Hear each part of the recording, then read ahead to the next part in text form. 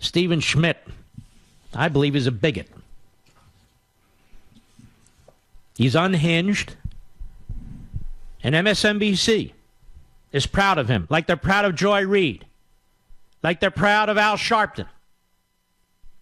Lectures from MSNBC about temperament and tone. Well, 3 of those people shouldn't be working for MSNBC if they're serious about being professionals, journalists, and tone.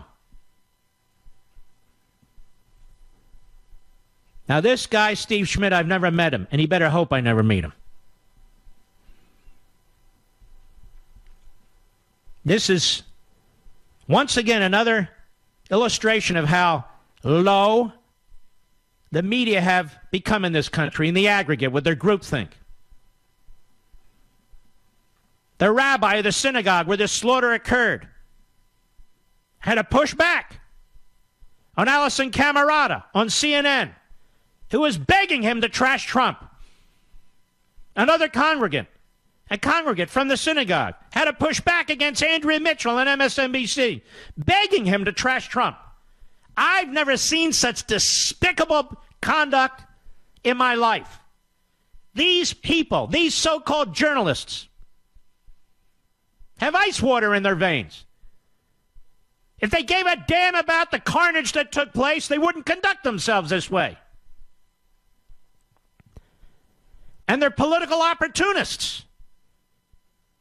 When some nut who likes Bernie Sanders is shooting at Republicans, critically wounding one, nobody blames Bernie Sanders in the media.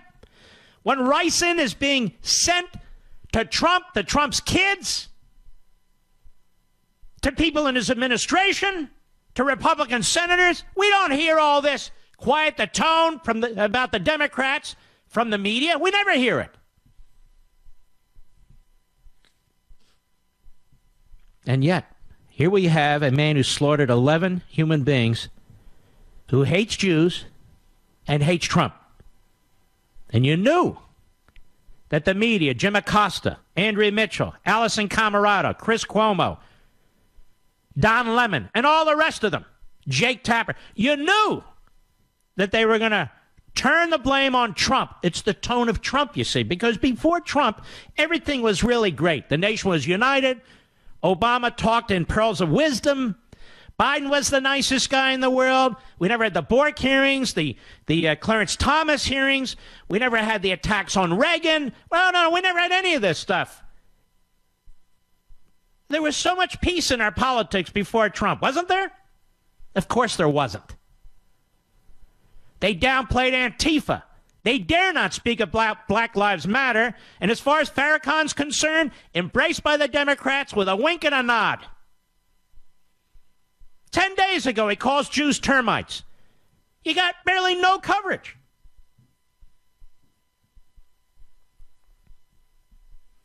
And Steve Schmidt is of that ilk. He's of the Farrakhan ilk. He's of the Sharpton and Joy Reid ilk. He's of the Andrea Mitchell and the Alison Camerata ilk. This guy is a parasite. He was a campaign operative for Republicans like John McCain. And he was on the outs with Trump. Like the other clown, Nicole Wallace. And so they're on a mission, these Trump haters. Whether it's Scarborough or that clown Mika Brzezinski or Nicole Wallace or this guy or another jerk Rick Wilson, they're all out there, all 12 of them.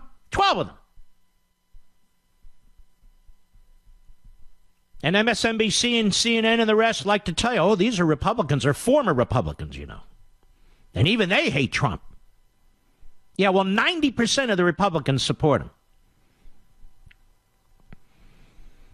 But I want to show you how sickening this gets. I want to show you how sickening this gets. I'm getting an award from the Zionists of America organization on Sunday. I received an award a few months ago from Emet, another pro-Israel organization.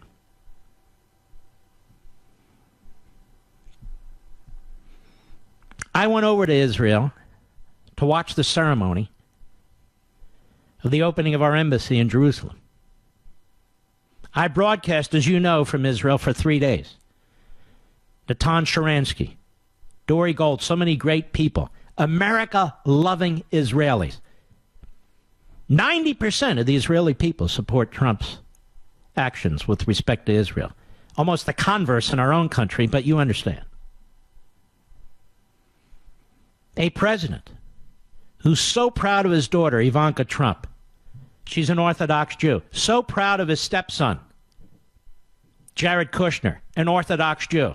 So proud of his 3 grandchildren from that couple, all Orthodox Jews.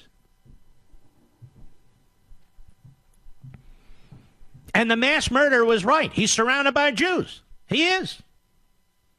And Christians, too. But you get the point. We had the ambassador from Israel on this program, Ron Dermer, and he said that this president is the greatest friend Israel's ever had in the presidency, and it's not even close. The Anti-Defamation League is led by a former special assistant to Barack Obama. They pounce to attack this president. They don't represent this Jew, I can tell you that.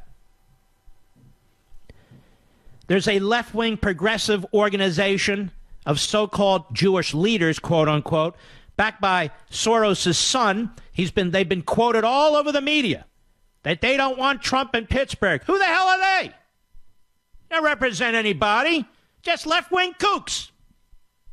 But the rabbi of the synagogue said, I'm a citizen, he's the president, of course we welcome him, despite being pressed by CNN.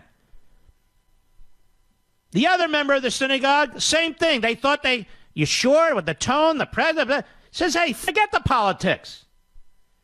Says, as I recall, this guy didn't like Trump.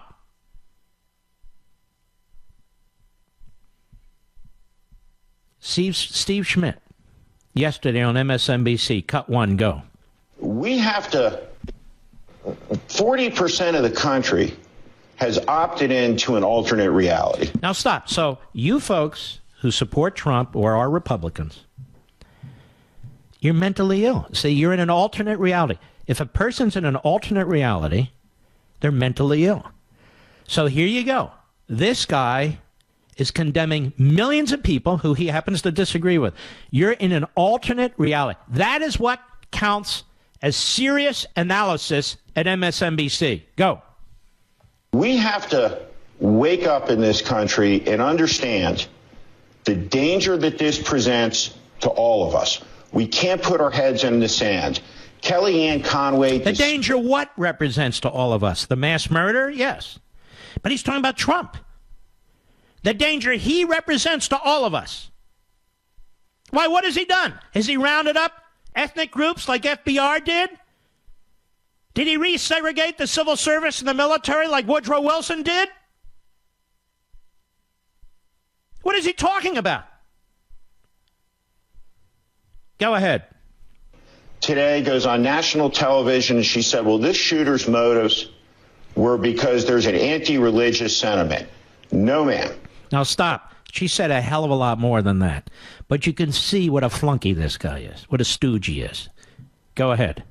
Propaganda industry that she commands with the vile president that she serves, abetted by Mark Levin and Rush Limbaugh and Breitbart and Newsbusters and Judicial Watch and all the rest of them have blood on their hands for the incitements that they have made that have triggered and radicalized these crazy people. Now stop right here. You with your insane rantings, you nobody. You are a contemptible fraud. Rush, Breitbart, Judicial Watch, so forth, we haven't incited anybody to do anything like this. That we have triggered and radicalized these crazy people. That we have triggered and radicalized this mass murder. Let me tell you something, you punk, and you would never say this to my face. What was that website called, Mr. Producer? Stormfront. Ladies and gentlemen, I want you to Google Storm Front. Isn't that the name of it, Rich? And Mark Levin. Something like that. A neo-Nazi site. It's been taken down. I've been on there all the time with horns, with a tail, with a Star David on my chest, on my forehead. What's it called? Daily Storm or something like that. One of the people who used to contribute to that was that piece of crap that went into that black church and shot those 9 parishioners. Shot those 9 parishioners who brought them into their church. Who wanted to pray with them. And he sits there and he murders them. That site. And I wasn't going to say this. I have an active investigation going on right now. A neo-Nazi threatening me. I don't need this punk to tell me I have blood on my hands because one of them slaughtered 11 Jews. I am Jewish. And MSNBC has an obligation to its corporate board, to its investors, and more than that, the American people, to fire this ass. Because he's a bigot. I'll be right back. Mark Levin.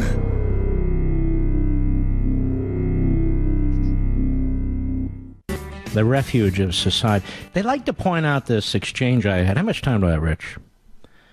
This exchange I had with this caller once, where I told her to, basically, if I were her husband, you know, it was a bad, stupid joke 10 years ago about putting a gun in my mouth and ending it. It was a takeoff on a Churchill joke with Lady Astor, when she said, Winston, if I were your wife, I'd poison your coffee, and he said, Nancy, if I were your husband, I'd drink it. Everybody knew it. It's a decade ago or what. That's what they bring up. See that? See, he changed the tone of the debate. You're very sick, pal, as are all the hosts over there who keep promoting this. Chris Matthews jumps in, drunk. At least he seems to be.